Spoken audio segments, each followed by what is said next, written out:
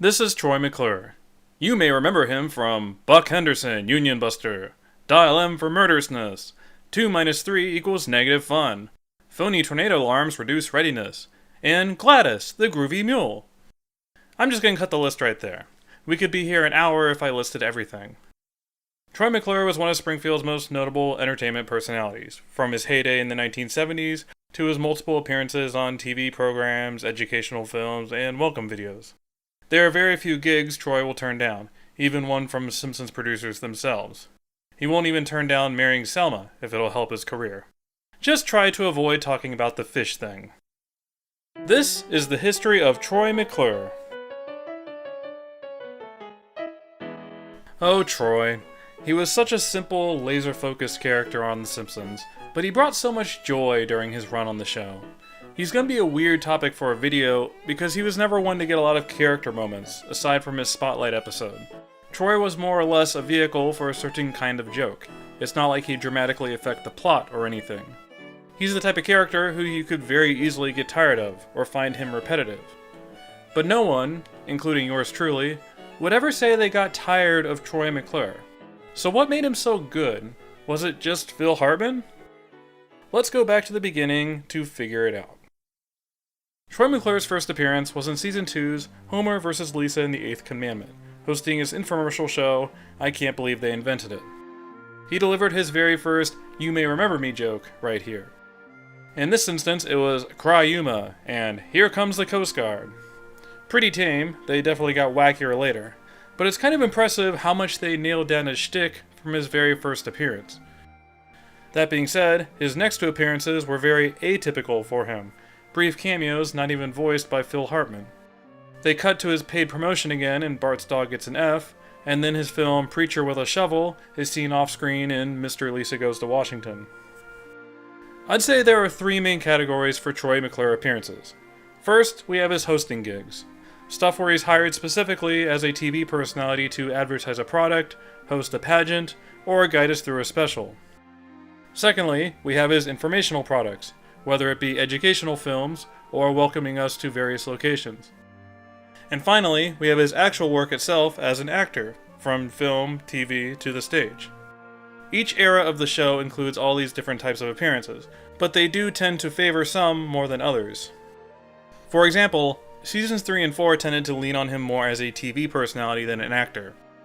They were very fond of expanding upon his I Can't Believe They Didn't Invent It show, for example.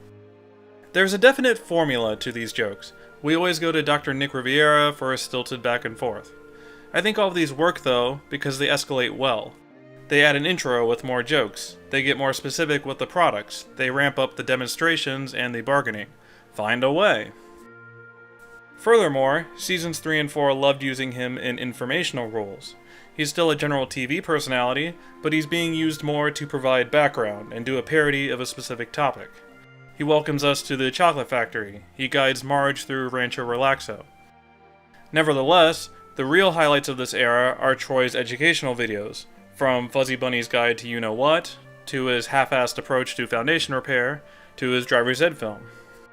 The weirdest one of these is definitely the foundation repair, in that the joke isn't Troy being glib or deceptive about the topic, he's almost too technical and competent in his instruction.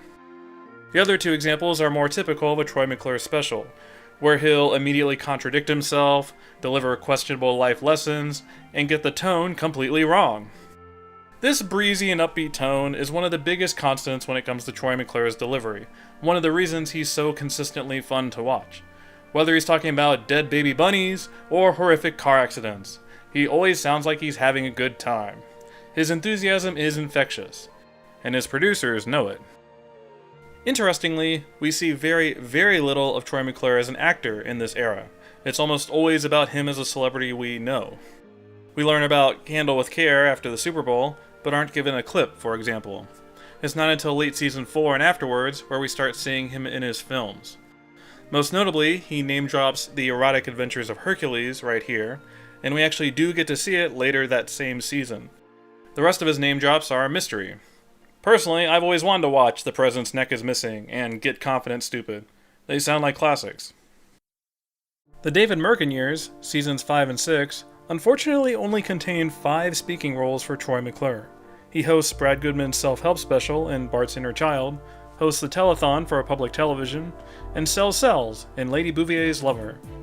Then it's watching a $1,000 movie from 1971 and teaching a Pepsi-themed video class in the future. Partial credit! I think what this era really brought to the table were hints about Troy's personal life. The only previous hint we got was from Handle with Care earlier, when he described doing it because of recent issues with the IRS. But this Brad Goodman special really highlights one of his vices, in this case, his alcohol addiction. We start seeing through that TV facade. Like, let's go to the Oakley and Weinstein era, seasons 7 and 8. In Marge Be Not Proud, he's only doing the shoplifting video as part of a plea bargain with Foot Locker of Beverly Hills. In the 138th episode Spectacular, we see him trying to get through the special using smoking breaks. They even start highlighting how mistake-prone he is in his productions. He'll mess up the kid's name in the meat propaganda video, he'll accidentally walk toward a dead end in the Simpsons spin-off showcase. In earlier seasons, you definitely got the impression that his work wasn't exactly highbrow or classy. These later seasons tend to highlight how technically poor these productions are as well, highlighting Troy's deficiencies as a performer. This style has always been my personal favorite with Mr. McClure, just because it always makes him so unpredictable. I love how he cuts off that museum curator, abandons poor Bob Newhart up there to deliver a eulogy, or tells the audience, "You've got some nerve, mister." Troy isn't afraid of that sharp change in direction. He is, however, very afraid of physical intimacy, at least with other humans. A Fish Called Selma is obviously his big spotlight episode in the series, that moment where we learn more about him as a person, other than those little hints. We get to see his day-to-day life as an out-of-work actor, watch him try to claw back into the spotlight with Selma. It's clear how guarded he is with people around him, but we still get that real glimpse behind the curtain. Interestingly, this is the first episode where Troy McClure actually meets the Simpsons. Yeah, that is how disconnected he is from the series in general. It took him 7 seasons. This episode is also great about contextualizing Troy McClure's actual career as an actor, that he would have been a celebrity guest in the 1970s with the Muppets. I really like that the Simpsons writers gave him that Planet of the Apes musical right here. Not only because it's like the best thing ever, but they also gave him a chance to shine as a performer.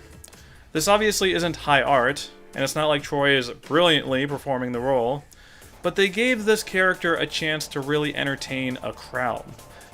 As schlocky as his roles actually are, Troy McClure is fundamentally an entertaining performer. Now, I don't really want to go too in-depth regarding the whole fish thing.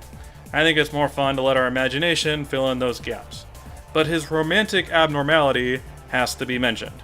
Troy McClure really likes fish. Season 9 tended to be more of the same with Troy McClure.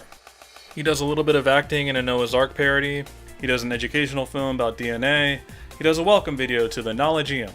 Pretty typical stuff. Except now, instead of Jimmy, he delivers terrible information about DNA to Bobby. Bobby is infinitely worse than Jimmy, and we will not talk about him. Anyway, Bobby also appears in Troy McClure's final role in Season 10's Bart the Mother.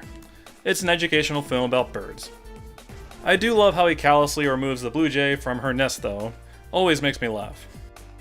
Now I don't know if anyone else is like this, but I always forget that Troy McClure actually made it into Season 10. I keep thinking his last speaking role was in Season 9, like Lionel Hutz.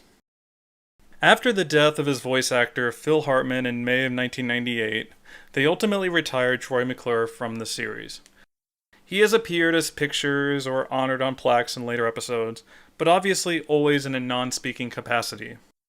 This was easily the best choice they could have made, in my opinion.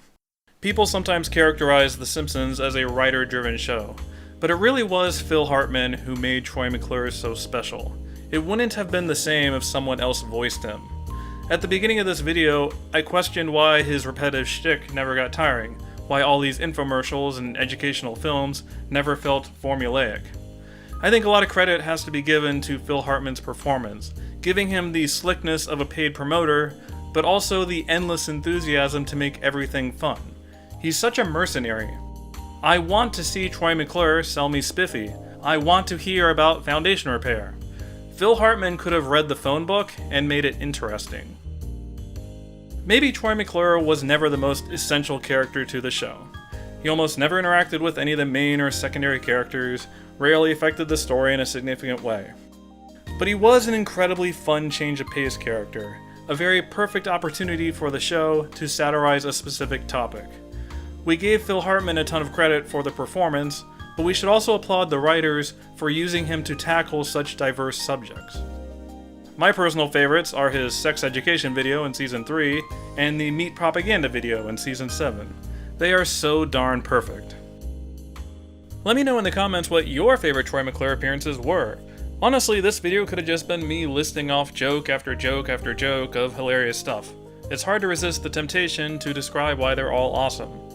This joke has certainly aged well, given that the show was recently renewed for Seasons 31 and 32. Not even Troy could have predicted that one. Also, as always, let me know who you want to see for the next Simpsons Histories. Maybe we should do a sequel episode and tackle Lionel Hutz next. That could be fun. Let me know. Now I don't want to cut this video short, but I just bought a bushel of oranges and want to go make a glass of fresh juice. Wish me luck.